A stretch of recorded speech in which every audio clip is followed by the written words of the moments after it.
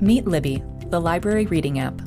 With Libby, you can borrow free ebooks, digital audiobooks, and magazines from your library. All you need is a library card. When you open Libby for the first time, you'll search for your library. Then you can explore the collection and borrow titles or place holds instantly.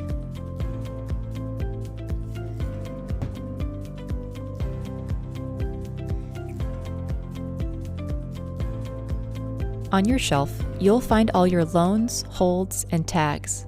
By default, loans are automatically downloaded for offline use when you're on Wi-Fi. Your loans are returned automatically on their due dates, so you never need to worry about late fees. Tap Manage Loan to see more options about each title, like returning early. Tap a title to open it and start reading. If you belong to a library in the United States, you'll see the option to send most ebooks to Kindle or to start reading in Libby.